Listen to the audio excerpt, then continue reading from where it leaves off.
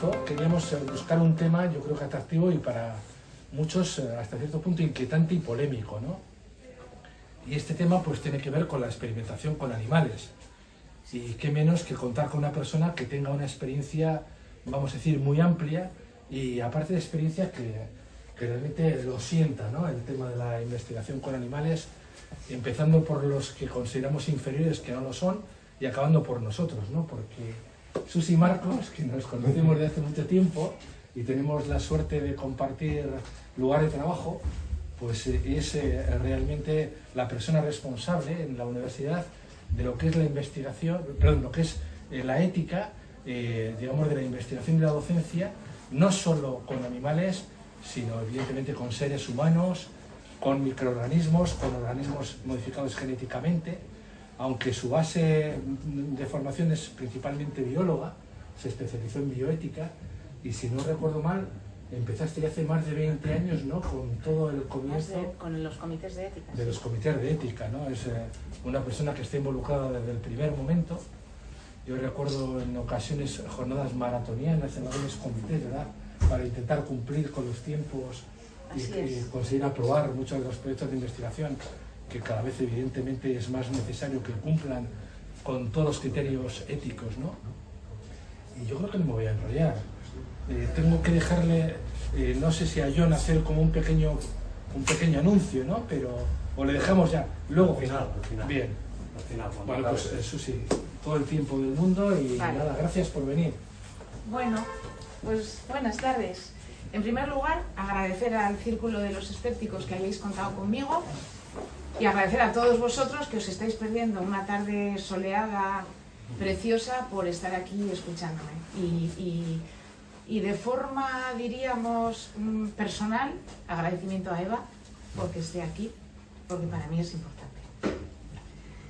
Vale, pues os vais a sorprender porque del cartel que había hecho John con tanto cariño, pues yo no voy a hablar de la perrita laica ni de actividades de investigación de ese tipo. Yo voy a ir directamente a los laboratorios de investigación donde se manipulan, entre otras cosas, pues seres vivos que están incluidos en la actualidad en un Real Decreto y que están protegidos de verdad. Entonces, voy a hablar de experimentación animal. Creo que al final de la charla os podéis llevar una idea de lo que cuesta diseñar y realizar un proyecto con animales, todo lo que hay que justificar y a quién hay que justificar, y que realmente, aunque no es lo deseable, sigue siendo necesario investigar con animales. Entonces, voy a hacer una pequeña presentación de la charla para centrarnos de qué es lo que vamos a hablar hoy y no penséis en la perrita laica.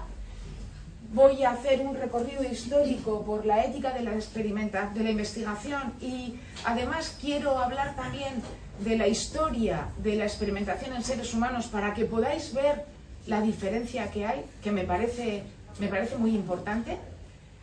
Vamos a hablar del momento actual. Ahora mismo hablamos de la ética de la responsabilidad y os voy a explicar en qué consiste. Vamos a ver los comités de ética en experimentación animal, qué papel juegan en la actualidad, y vamos a ver cómo para realizar un proyecto con animales tenemos que tenerlo autorizado por la autoridad competente, que os diré a quién corresponde todo esto. Y por último, como yo estoy en la Universidad del País Vasco, Euskal Herriko Unibertsitatea, pues no me queda más remedio que deciros cuál es la situación de la universidad, y voy a traeros varias líneas de investigación sin identificar a nadie, ni laboratorios ni personas, pero sí para que sepáis qué tipo de animales de experimentación utilizamos ahora mismo en la Universidad del País Vasco y cuál es el valor social, es decir, por qué se utilizan estos animales y qué es lo que se quiere conseguir. Dejar muy claro que, bueno, eso os lo diré más adelante. Vale, pues empiezo. Vale. Vamos a hablar de ética, vamos a hablar de investigación y vamos a hablar de animales de experimentación. Y cuando digo vamos a hablar de ética, todo el mundo dice, esta tía va a filosofar. Bueno, pues si os vais a la RAE, es cierto que la definición es que la ética es la parte de la filosofía que trata de la moral y de las obligaciones del hombre. Esta es la ética pensada. Pero luego hay una ética práctica, que es la ética vivida, que es la de qué debo y qué no debo hacer, qué es bueno y qué no es bueno, que eso, en cualquier ámbito de la vida, pertenece al ser humano, ¿no? Da igual en qué estamos trabajando o qué estamos haciendo o de qué estamos hablando, que esa ética práctica, esa ética vivida, pues la tenemos a diario todos, no solamente los investigadores y mucho menos los investigadores que trabajan con animales de experimentación. Y cuando hablamos de ese saber práctico, de esa ética vivida, nos estamos refiriendo a principios, deberes, normas y actualmente lo que se ha puesto de moda en llamar valores. Hoy vivimos la época de los valores, todos son valores. Pues esto es de lo que vamos a hablar. Vamos a hablar de investigación. ¿Y qué es la investigación? Pues la investigación es la búsqueda intencionada de conocimientos o de soluciones a problemas de carácter científico. Y además, para hacer investigación necesitamos material de investigación. Y a veces ese material de investigación pues resulta que son seres vivos como los animales de experimentación. Y hacemos experimentos con ese material de investigación en investigación biológica, biomédica, ciencias sociales y ciencias de la conducta. No os voy a decir en jurídicas, porque es muy difícil experimentar con animales en ciencias jurídicas, pero si os dais cuenta, abarca todo el área de las ciencias biomédicas y sociales y de la conducta. Bien, ¿y todo esto cuándo empieza en experimentación animal? Pues tenemos que retrotraernos a la antigua Grecia. Ya en la antigua Grecia pues se conoció el proceso de la deglución utilizando a un cerdo que le daban de beber agua teñida y le cortaban la garganta para ver por dónde iba. Y de esa manera se puede empezar a conocer cómo funciona fisiológicamente el proceso de la deglución. También la funcionalidad del nervio óptico se aprendió o se encontró entonces utilizando un conejo al que le seccionaban el nervio óptico, el ojo, y le producían ceguera. También Aristóteles es capaz de asentar las bases de la validez en la experimentación animal con afirmaciones del tipo: en muchos casos los atributos descritos para distintas especies son similares tanto en el caballo como en el perro y en el ser humano animal. Estaba refiriéndose a que todos éramos animales. No había animales, no sé, como ahora los distinguimos, ¿no? Animales que tienen o que no tienen esa capacidad de razonar. También se pudo conocer cuál era la diferencia funcional entre los nervios y los tendones utilizando animales de experimentación. Comienzan, os estoy hablando del 305-240 a.C. Os lo digo porque va a llamar la atención cuando hablemos de seres humanos. Hacían vivisección, pudieron establecer la diferencia entre los nervios sensitivos y los nervios motores. También el médico del rey Mitrídates VI pues, pudo conocer la acción tóxica de venenos y cómo proteger a su rey de esos venenos utilizando animales. Galeno, en el tiempo de Galeno se mejoran las técnicas de disección, lo que permite conocer que los vasos sanguíneos nacen del corazón y los nervios del cerebro y de la médula espinal. Esto permite interpretar gran cantidad de funciones como las de los pulmones, el corazón, etc. Con esto quiero decir que se ha avanzado mucho en el conocimiento del ser humano utilizando animales de experimentación. En la Edad Media es una época de oscuridad a nivel científico y no hay documentación reseñable del uso de animales de experimentación.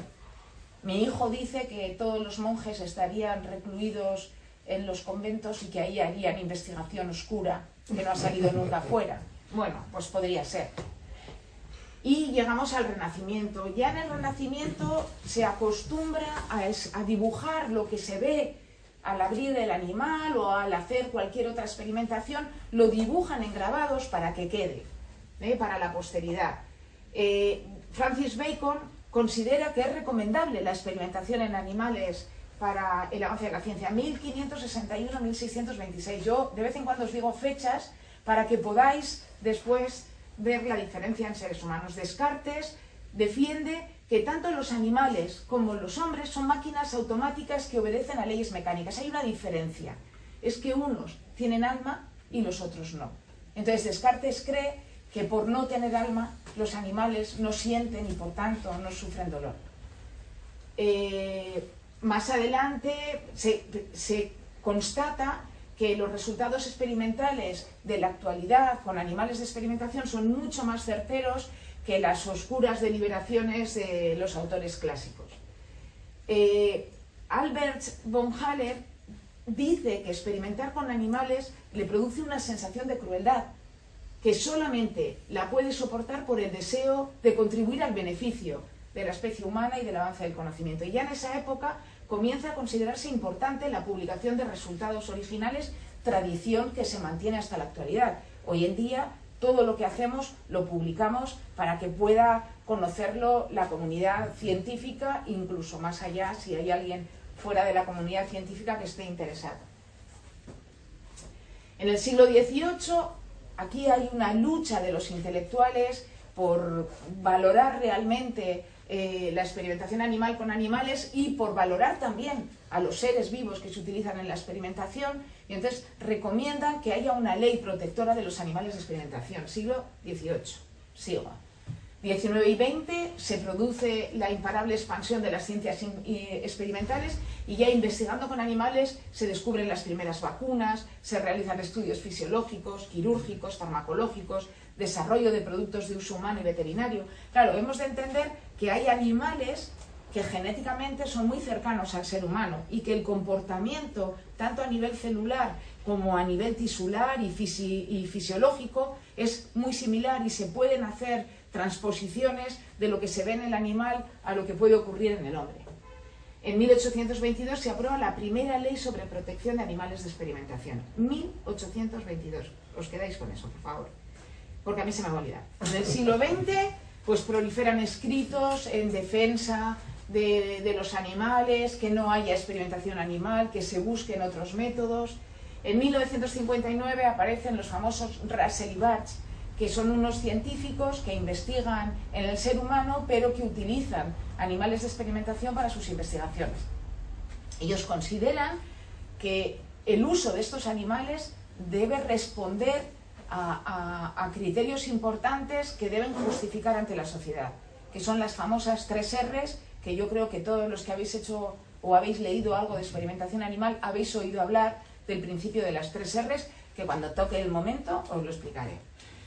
En el 2005 se publica el Real Decreto sobre protección de animales utilizados para experimentación y ahí es donde entra Guillermo, porque en la Universidad del País Vasco creamos los comités de ética. Esa ley indica que todos los proyectos con animales tienen que ser evaluados por un comité de ética y tienen que tener un informe favorable, y entonces pues llamamos a todos los que pensábamos que podían estar interesados para formar parte del comité de ética en experimentación animal.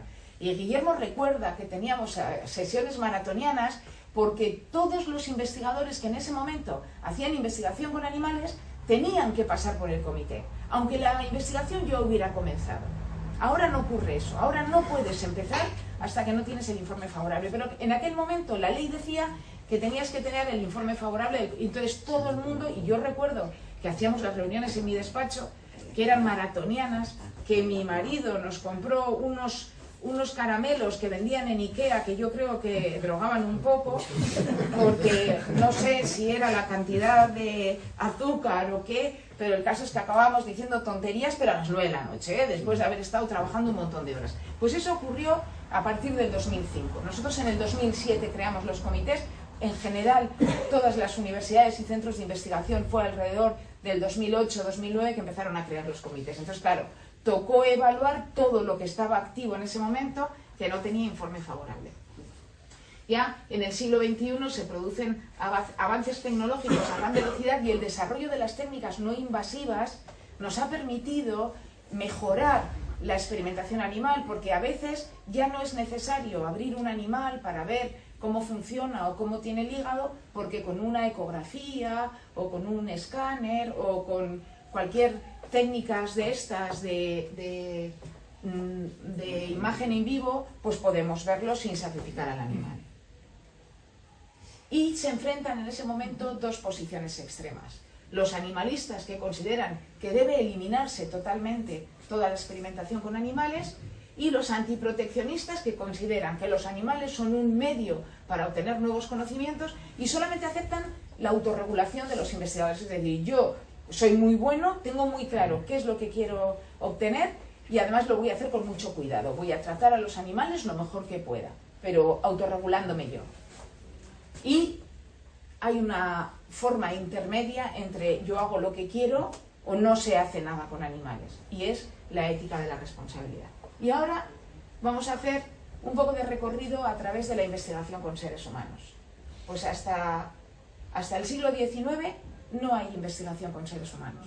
Los médicos aprenden de la práctica clínica, no hacen investigación.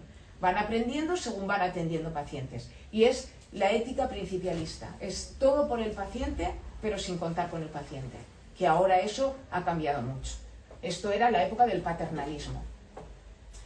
Desde finales del siglo XIX hasta la década de los 60 se llama la ética utilitarista. Es el uso de unos pocos para obtener el beneficio general. Por ejemplo, James Lind era un médico que pensaba que los barcos, las tripulaciones que iban muchos meses a la mar, pues la incidencia de escorbuto era altísima. Entonces, él estaba convencido de que era por la alimentación. Entonces, se enroló en un barco y hizo una experimentación clínica en la que ya distinguía diferentes grupos, dos sexos, diferentes alimentaciones, y efectivamente concluyó, después de su andadura con el barco, que la incidencia de escorbuto descendía cuando los marineros y los tripulantes estaban alimentados con verdura y fruta fresca, sobre todo cítricos. Bien, pues el uso de esos poquitos, aquellos que iban en el barco aquel día que James Lind se montó, pues fue en beneficio de toda la sociedad, porque ahora todos sabemos que el escorbuto, si no comes fruta, verdura, pues puedes tener más incidencia de sufrir. Bueno, ahora el escorbuto creo que está totalmente erradicado, pero bueno, ha sido un avance, en aquel momento, un avance grande en el conocimiento. Sin embargo, claro, y entonces empezaron a hacer experimentos con pequeños grupos para obtener el beneficio de todo el mundo. Y se habían propuesto ya entonces determinados valores éticos de justificar por qué esa población y demás. Bueno, pues aún así hubo escándalos, graves escándalos, no sé si habéis oído hablar, como son los casos de Willowbrook y Tuskegee. Tuskegee es el que va a casi todo el mundo ha oído hablar de Tuskegee.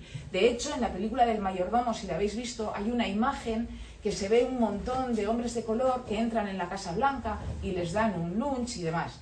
Bien, pues esos son los negros supervivientes de Tuskegee. Tuskegee fue un experimento que además lo organizó el Estado Federal de los Estados Unidos, o sea, el gobierno de los Estados Unidos, fue encargado a médicos y enfermeras de la población de Alabama, Tuskegee, y lo que hicieron fue estudiar cómo funcionaba, cómo evolucionaba a nivel físico y mental la sífilis. Tanto que incluso cuando se descubrió la penicilina y que podía curar la sífilis, a estos hombres siguieron sin darles medicina porque realmente lo que querían era ver cómo evolucionaba la enfermedad. Si les pones el remedio, pues no puedes ver la evolución de la enfermedad hasta el final. Bien, pues esto un periodista avezado lo debió descubrir, lo publicó en los medios y esto fue la gran hecatombe en Estados Unidos. Tanto que pensaron que no podían seguir así, que algo había que hacer para poder sentar las bases de la investigación con seres humanos, y reunieron a un montón de personas de diferentes estamentos de la sociedad americana en un edificio, el edificio Belmont, y ahí escribieron el informe Belmont.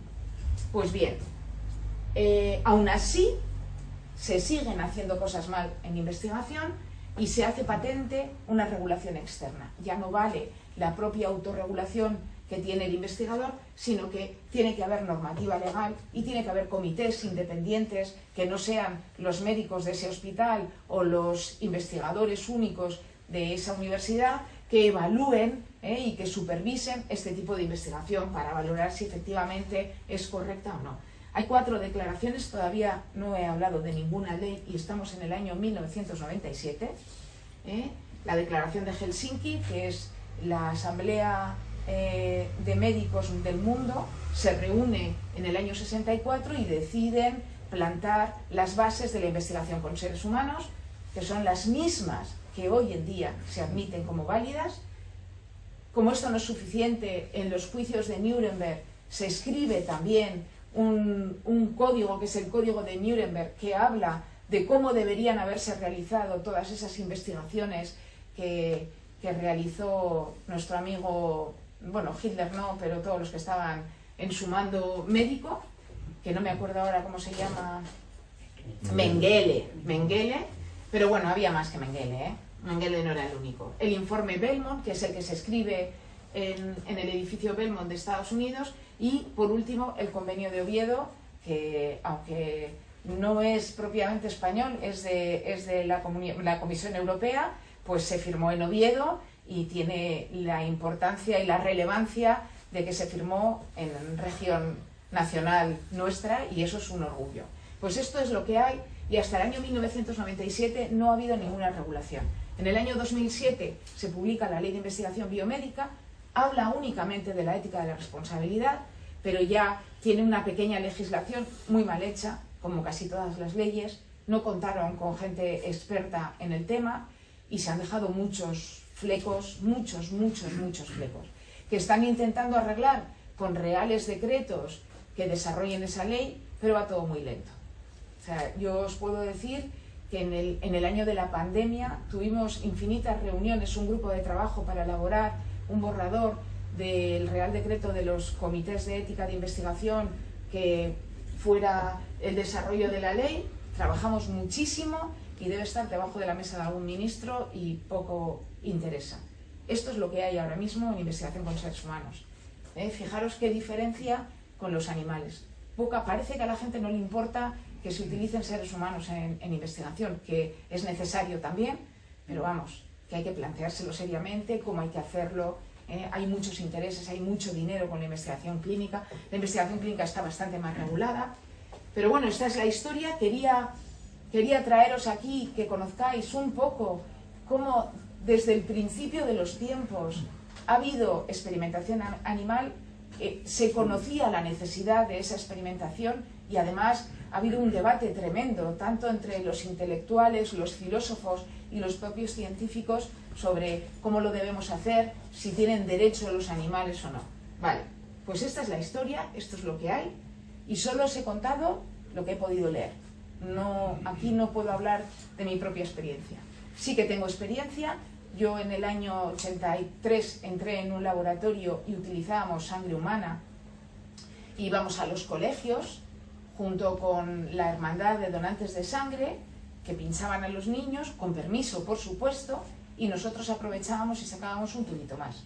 Es más, les preguntábamos a los niños que nos dieran sus 8 apellidos, porque necesitábamos sangre con 8 apellidos vascos. No por nada, sino porque queríamos demostrar, estaba trabajando yo en genética, y queríamos demostrar que los valles vascos que han sido tan profundos y que han tenido tanta dificultad para salir al exterior, la consanguinidad era mucho más alta que en aquellas otras comarcas vascas en las que había habido más facilidad de movimiento de personas. Entonces necesitábamos que tuvieran 8 apellidos vascos para saber que realmente eran de la comarca que queríamos estudiar. No, 8 no, 16 pedían. Bueno, yo en aquel momento pedíamos 8, yo les preguntaba. Y yo era ¿En qué año? En el 83. ¿En el 83. Era tan jovencita yo que les pedía los apellidos, y si alguno me decía que se apellidaba Espósito, Bilbao, le decía, ay, tú no puedes participar, y se iba el niño se iba. Esto ahora mismo no debería permitirse. Primero, sería necesario el consentimiento de los padres de esos menores, porque la sangre tiene asociados datos personales que hay que proteger. Entonces, todas estas cosas ahora en la actualidad no deben hacerse así, y los comités de ética estamos para velar que se cumpla la ley, el informe Belmont, la declaración de Helsinki y demás. Bien, pues ahora vamos a hablar de la ética de la responsabilidad, de lo que yo pues sé, todo lo que sé, estos años que llevo de experiencia en la Universidad del País Vasco. Y nosotros, pensando en la ética de la responsabilidad, pues lo que hemos hecho ha sido: vamos a ser responsables a la hora de investigar, vamos a ser responsables cuando hagamos investigación con animales y nos vamos a preocupar por el bienestar de esos animales, vamos a ser responsables cuando hagamos investigación con seres humanos y vamos a proteger a esos seres o a esos sujetos de investigación, y por último vamos a ser responsables con la salud humana y con el medio ambiente. Y entonces hemos creado 3 comités, solamente os voy a hablar de uno, pero hemos creado un comité que evalúa toda aquella investigación que se realice en la universidad que utilice animales de experimentación, lo mismo con aquellas investigaciones que utilicen seres humanos, sus datos o sus muestras, y lo mismo todas aquellas investigaciones que, por ejemplo, utilizan tejidos animales, utilizan fluidos humanos, que tienen un determinado riesgo biológico y que podrían tener peligro para la salud humana si estamos trabajando con el SARS-CoV-2, por ejemplo, con muestras de enfermos, etc. Bien, ¿y qué es la responsabilidad? Pues la responsabilidad es un verbo latino que viene del verbo, responsabilidad viene del verbo latino respondere, que es prometer, merecer, pagar, y se compone de 2 vocablos. Responsalis, que es el que responde, el fiador, y responsum, que es el obligado a responder de algo o de alguien. De esto es de lo que estamos hablando.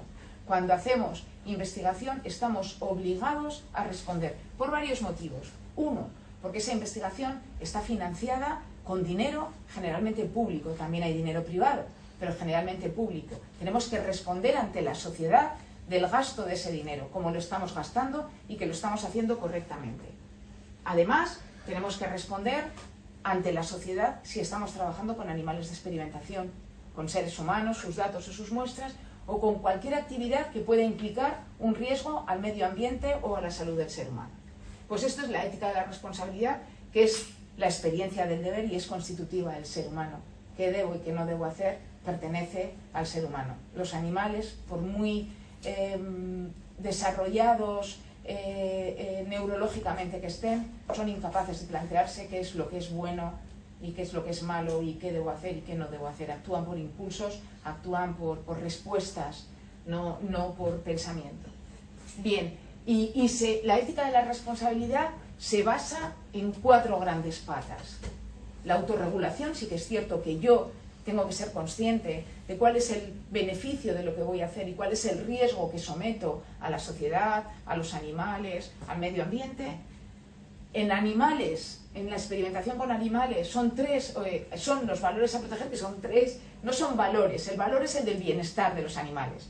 Pero las 3 R's, las famosas 3 R's de Russell y Barthes, que ahora están en la legislación, son el reemplazo, la reducción y el refinamiento. Es decir, antes de empezar a diseñar un proyecto con animales, lo primero que tengo que hacer como investigador es buscar cualquier alternativa al uso animal. Eso es lo primero que tengo que hacer. Hay un montón de páginas web científicas que están preparadas para buscar con palabras clave pues proyectos o determinados procedimientos que yo quiera hacer, pues igual alguien ha sido capaz de resolverlo con el uso de un ser filogenéticamente inferior que no esté dentro del Real Decreto o con cualquier otra cosa que no sean animales. Reducción. Bueno, yo ya he buscado en todas estas páginas, ECBAN, REMA, hay un montón de páginas de métodos alternativos. He buscado, he visto que mi hipótesis y lo que quiero conseguir no lo puedo hacer nada más que con animales, ahora me toca reducir.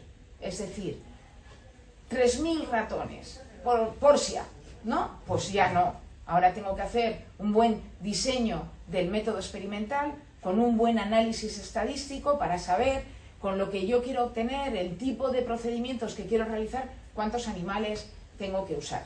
Claro, yo recuerdo que cuando antes hacíamos proyectos era pon 3 réplicas, por si acaso. No vaya a ser que una nos falle. Y entonces, no era un animal, eran 3 por cada animal que se necesitaba. Bueno, ahora eso está totalmente prohibido. Si necesitas 3 réplicas, bueno, lo vas a tener que justificar muchísimo. De hecho, no conozco ningún proyecto que se haya autorizado con 3 réplicas. Hay que hacer un estudio estadístico muy bueno. Aquí los estadísticos tienen un peso muy importante para ver en función de lo que yo quiero hacer cuántos animales tengo que utilizar. No es fácil, no es fácil. Todavía hoy estamos en la Universidad del País Vasco peleándonos con eso, trayendo gente que nos hable de estadística, de potencia muestral. Es muy complicado. Y el refinamiento. He visto que no puedo hacer lo que quiero hacer si no es con animales. he hecho un estudio estadístico bueno y fuerte para conocer cuál es el tamaño que necesito para realizar la investigación, y ahora me toca refinar. Tengo que aplicar técnicas para refinar al máximo el sufrimiento o la ansiedad de los animales. Entonces, si les voy tengo que valorar cuál es la severidad del procedimiento, y hay procedimientos que son leves o moderados, cuando al animal se le hace poco, los comportamentales, aquellos que se les saca una gota de sangre, esos son leves. Luego hay procedimientos que se consideran moderados porque ya el animal puede llegar a sufrir más, y luego severos, esos procedimientos tienen un sistema especial. Luego tienes que dar cuentas a la autoridad competente de cómo ha sido realmente tu proyecto de severo, si era como tú esperabas o no. Y además, una cosa que es súper importante, y es que hay que preparar protocolos para poder proteger al animal. Es decir, yo le voy a sacar sangre y le voy a hacer 7 pinchazos.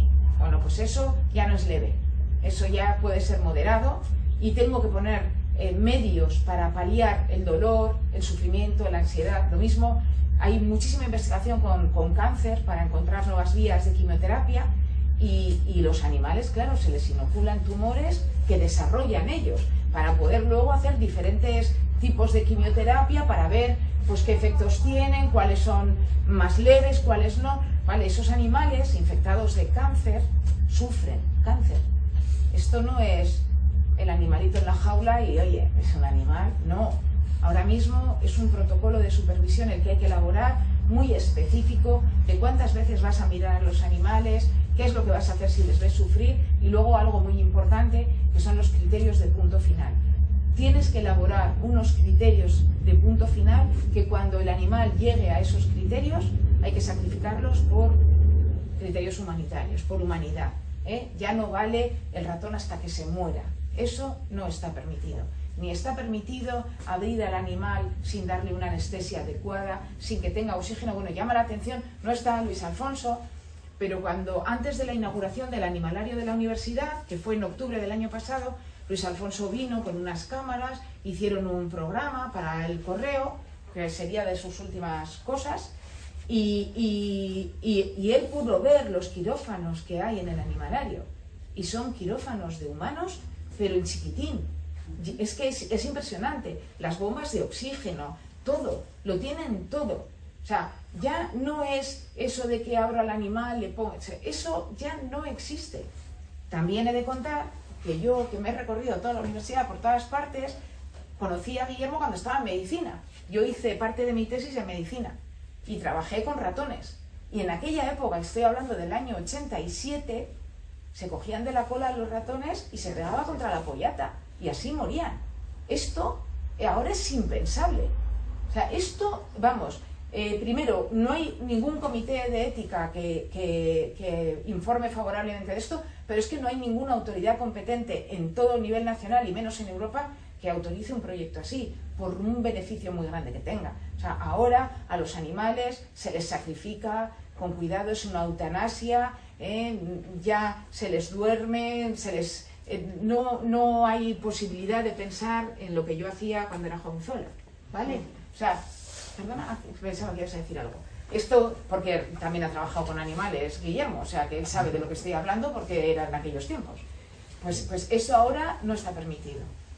Esas son las 3 R's, esto es, los valores a proteger en la experimentación animal. Luego hay una legislación que me llama muchísimo la atención porque es súper estricta. O sea, tiene muchísimas sanciones, tiene controles y no se lo puede saltar nadie. No hay un solo proyecto. Bueno, hay gente que miente. Ahora me estoy acordando de Vivotecnia. Pero no hay, que yo conozca, ningún proyecto de investigación. Por ejemplo, los casos como Vivotecnia hacen muchísimo daño a la investigación con animales. Muchísimo daño. ¿Por qué? Pues porque es un caso de 10.000 y es el único que se publica. Cosas como la que hoy estoy haciendo yo es poquísimo. El programa que hizo, o el artículo que hizo Luis Alfonso Gámez para el correo, se ve poquísimas veces. O sea, acabo diciendo en mi charla que lo más importante ahora mismo es la transparencia. Si la sociedad sabe el valor que tiene la investigación que se está haciendo en las universidades y en los centros de investigación y los animales que se utilizan, seguro que todo el mundo está encantado. Vamos, después del COVID, Esto ha cambiado. Toda la sociedad piensa de manera diferente. Ya no es, en las universidades no. Ahora somos importantes, los investigadores son importantes, hacen cosas que valen para salvarnos la vida. Aunque tenga consecuencias también negativas la vacuna. Pero desde luego, si no hubiera vacuna no estábamos aquí. Si no hubiera habido ratones humanizados y mucha investigación básica por detrás, no estábamos aquí. Y esto es imprescindible. Todavía no hemos podido inventar el método para no usar animales de experimentación. Y por último, evaluación y seguimiento por comités de ética independientes, que son los comités de ética en experimentación animal. Voy bien, ¿no? Es que tengo tanto para contar que... Hemos dicho que la ética de la responsabilidad se apoyaba en 4 grandes patas. La primera, el balance riesgo-beneficio. Como investigador que voy a diseñar un proyecto con animales, tengo que pensar el beneficio para la sociedad y el avance en el conocimiento y el sufrimiento y la privación y muerte del animal. Me tengo que poner esas 2 cuestiones en la balanza para ser consciente de si merece la pena, si el beneficio realmente va a haberlo o no, y eso, ahí también entran mucho los comités de ética. El balance riesgo-beneficio, yo soy el que tengo, porque yo soy el que sé lo que voy a hacer, qué estoy buscando, qué hipótesis he planteado, qué estudios hay sobre este tema, soy el que sé realmente cuál es el beneficio que va a tener y si realmente ese beneficio merece el sufrimiento de los animales.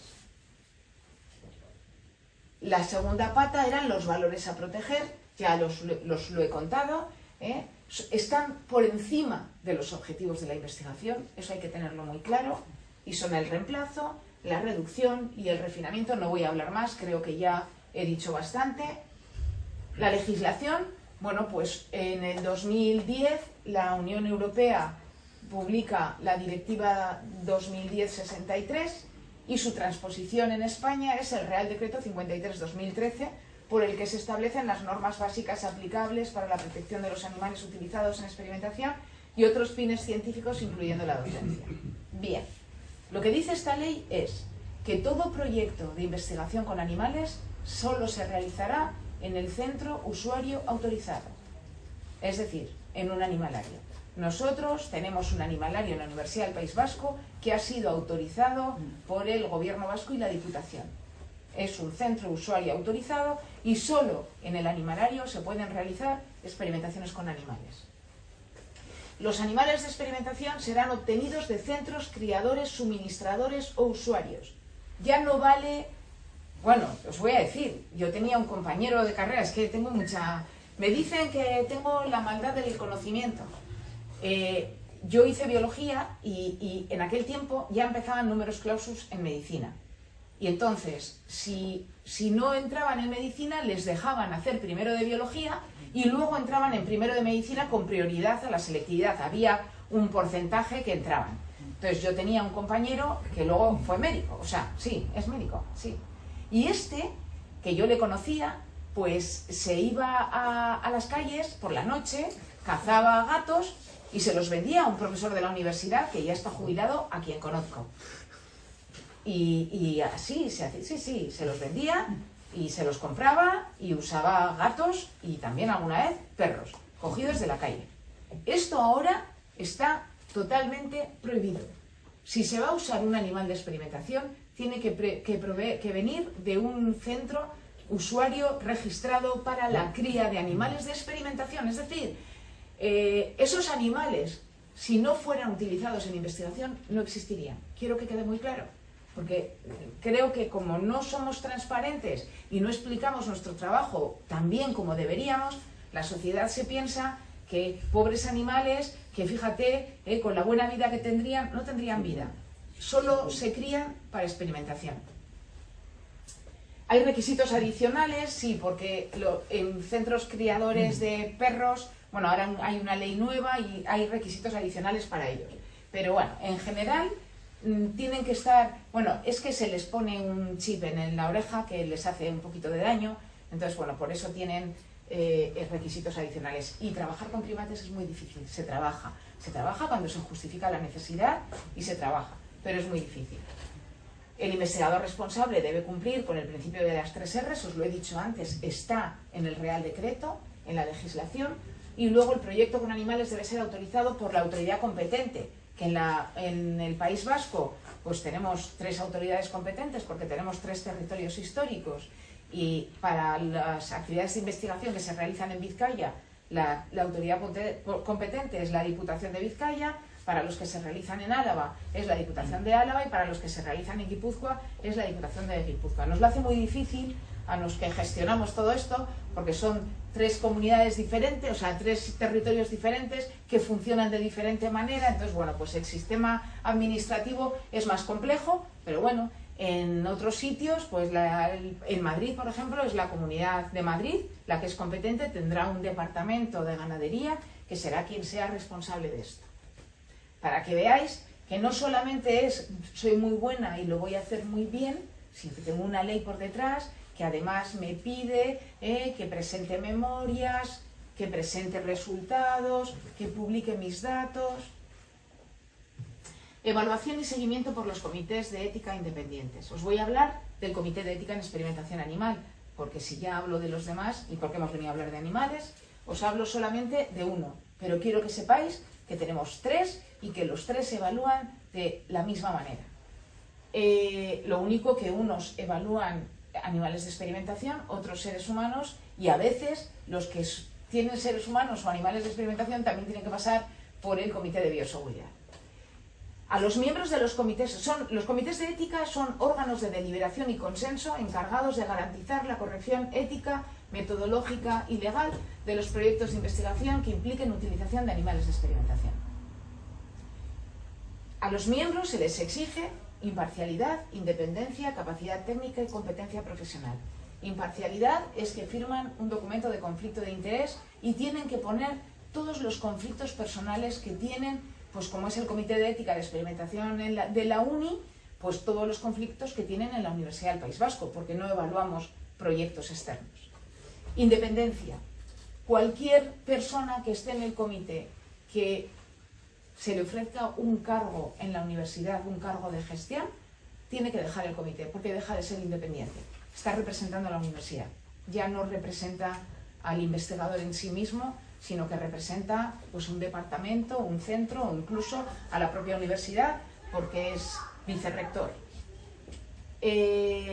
Capacidad técnica, por supuesto, tiene que tener formación en lo que va a hacer.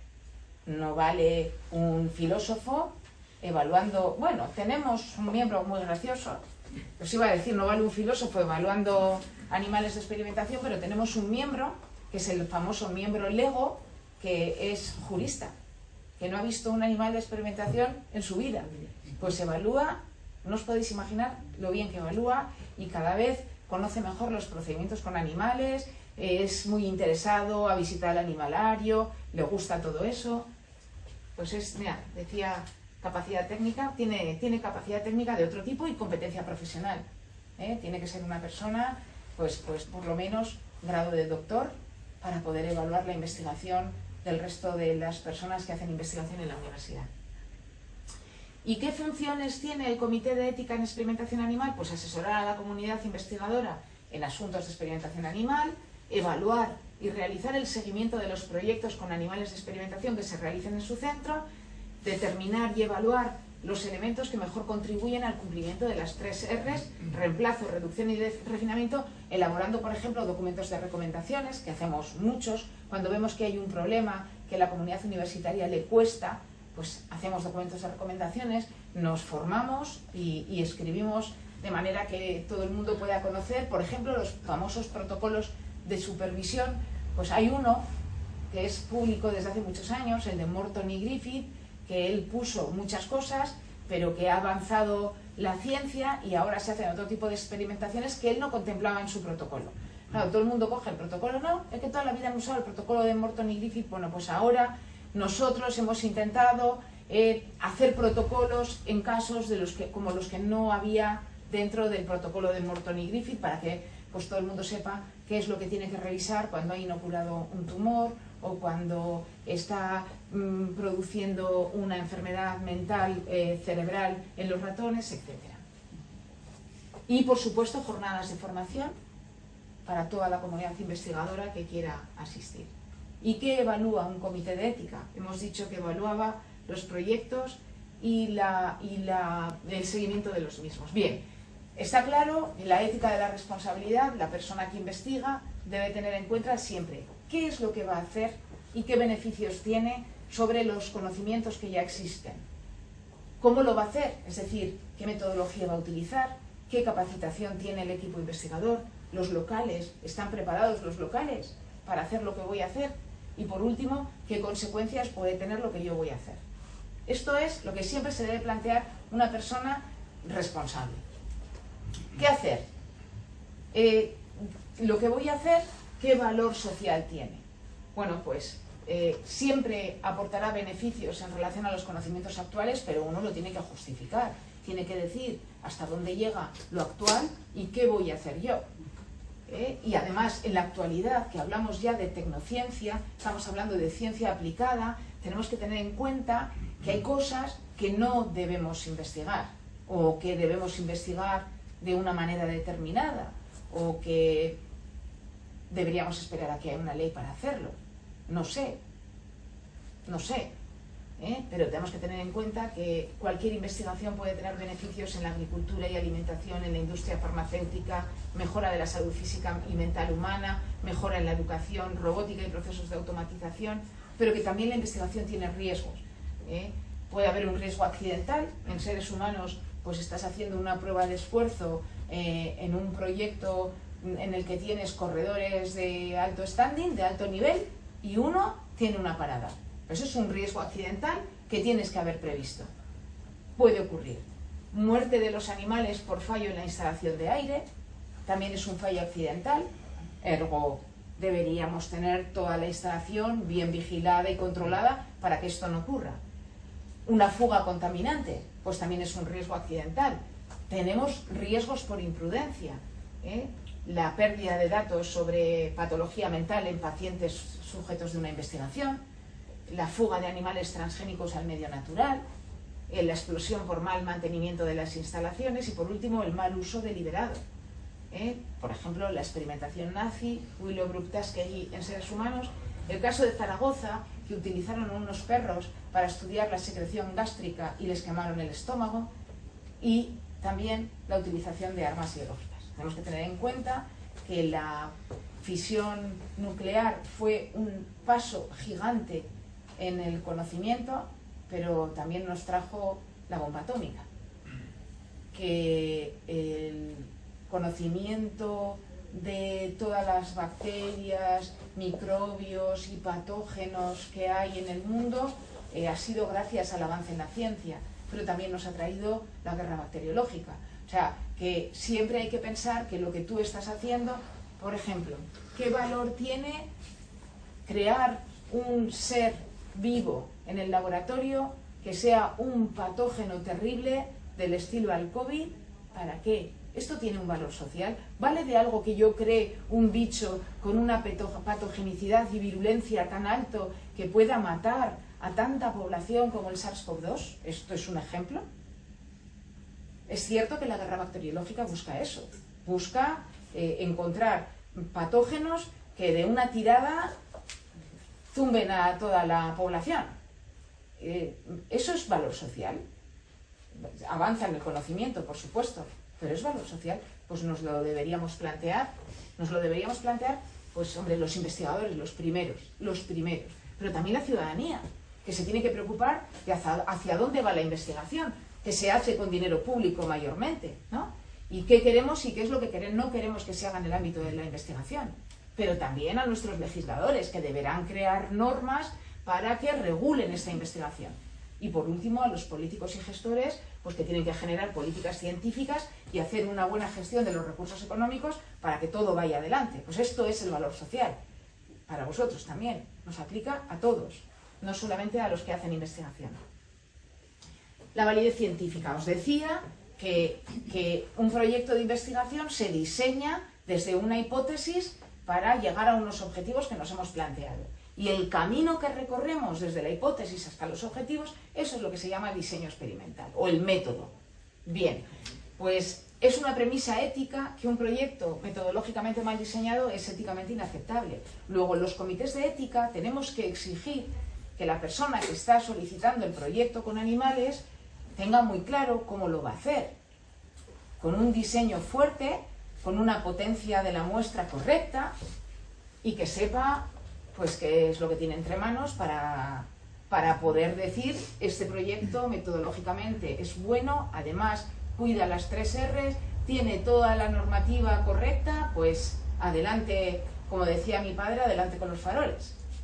Bien, ¿y qué es lo que pide el comité? Bueno, pues pide que se describan los animales, el nombre científico, la edad, el tamaño, el sexo, si igual a veces da igual que se utilicen hembras que machos, ahora cada vez es más importante, solo se utilizaban machos porque las hembras eran muy problemáticas, como siempre, por todo el tema hormonal y hacían que los datos que se obtenían a nivel metabólico no fueran los correctos, o incluso en estudios de comportamiento también. Las hembras, hay momentos de su ciclo que están más agresivas, que están diferentes en su comportamiento, entonces al principio solo se usaban machos para todo, excepto para cuando hacían falta crías.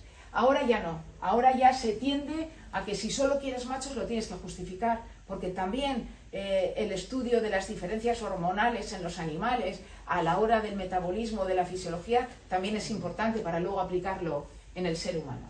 Entonces, pues hay que describir el tamaño muestral, si va a haber grupos, si va a haber un grupo control, a otro al que le voy a hacer el experimento, todo eso hay que explicarlo.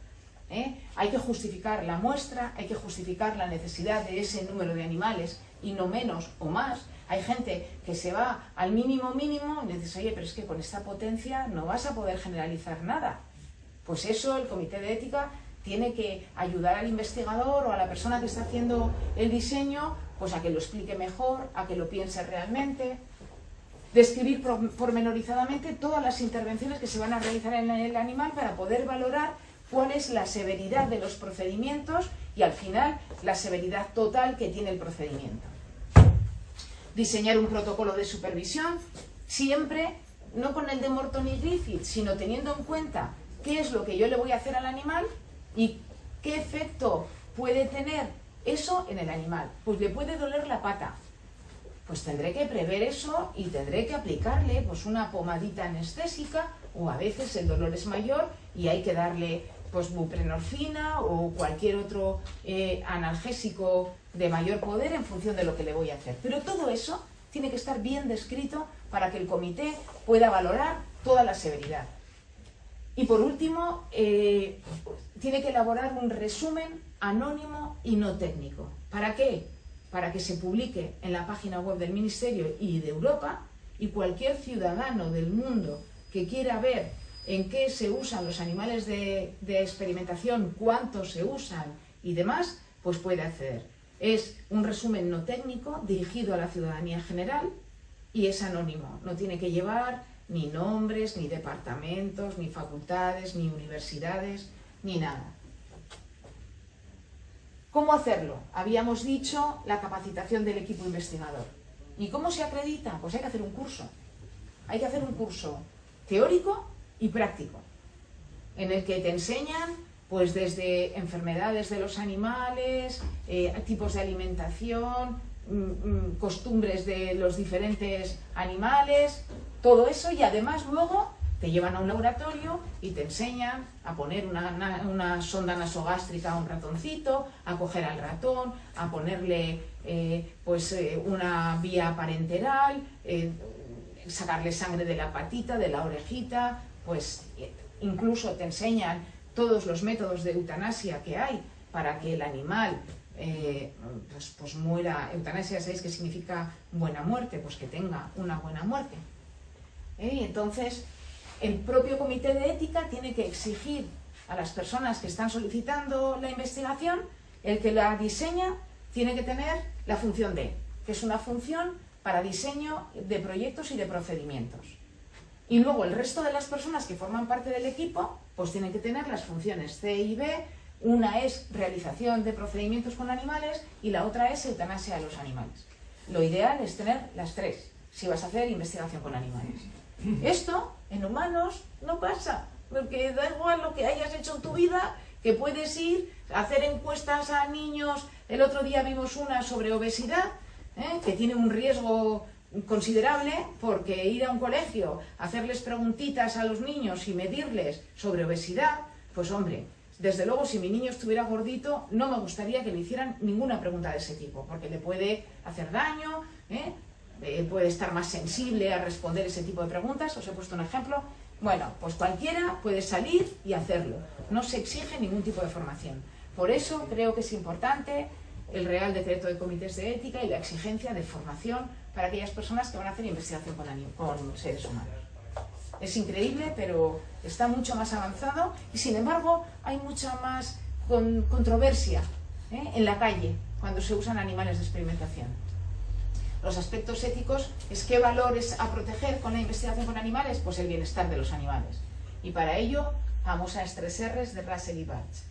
Y en cuanto a las consecuencias, claro, si el proyecto no está autorizado, si el proyecto no se va a realizar en el sitio correcto, si no se ha presentado el resumen no técnico, si además me pasan unos ratones de aquella universidad y me los ha traído un señor en una caja y me los da, pues todo eso es lo que tiene que vigilar el Comité de Ética. Además de que hay personas que en su tesis doctoral están haciendo experimentación con animales, pues es necesario que su director de tesis, que es el último responsable de ese trabajo, pues envíe una carta al comité indicando que da el visto bueno, que ha revisado todo, sobre todo porque la parte de la metodología, cuando empiezas a hacer investigación, es un poco más complicada. Entonces, bueno es que tu tutor esté encima de ti ayudándote. Bien, y una vez que ya el comité nos ha dado informe favorable, habéis visto que no es fácil, Pues una vez que tenemos el informe favorable no es suficiente. Ahora, con este informe favorable hay que ir a la autoridad competente.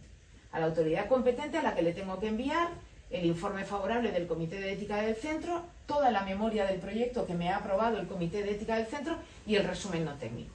Y además, con copia a un comité habilitado. ¿Cuáles son los comités habilitados? Pues son aquellos comités que hemos pasado por una criba y la autoridad competente, que en nuestro caso es el Gobierno vasco, ha dicho: este comité es correcto y se acredita como Comité de Ética en Experimentación Animal. Pues como Comité de Ética en Experimentación Animal también tienes que revisar lo que el Comité de Centro ha evaluado para ver si realmente ese proyecto... O sea, fijaros las cribas que tiene que pasar un proyecto con animales. Bien, todos los años se comunica el uso de animales en la página web a la que puede acceder la población para conocer el número y especie de animales y los proyectos en los que se utilizan. Y todos podéis acceder y ahí vais a tener todos los RNTs de todos los proyectos que se han autorizado a nivel nacional. Por supuesto, muchos también de la UPV. Esto es transparencia. Es enseñar a la sociedad. Lo que pasa que es una transparencia chiquitina. Está en una página ahí que tienes que conocer la página, llegar, no es fácil. No es fácil ni para mí, pero bueno.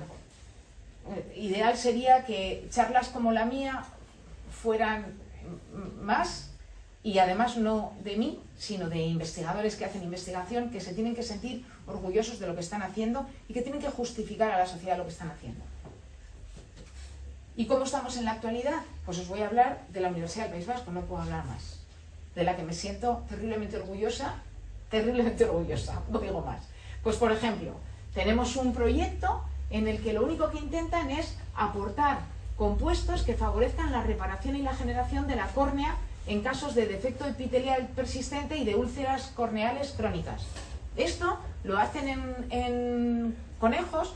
Realmente lo que quieren es, cuando hay un trasplante de córnea, a veces el propio ser humano ¿cómo se dice? Cuando no acepta el injerto, lo rechaza. Entonces, lo que están intentando es encontrar ese tejido que pueda arropar la córnea y no haya posibilidad de rechazo y haya fácil crecimiento celular. Y para esto se utilizan 30 conejos de la variedad New Zealand White. Hay otro estudio que lo que está intentando es ver las posibilidades de reinfección por ingesta de larvas de anisakis en peces. Es decir, los grandes buques pesqueros pescan, suelen limpiar lo más de anisakis que hay en el pez y eso todo vuelve al mar. Ellos están estudiando si eso puede revertir en los peces que están y los últimos de la cadena es el ser humano.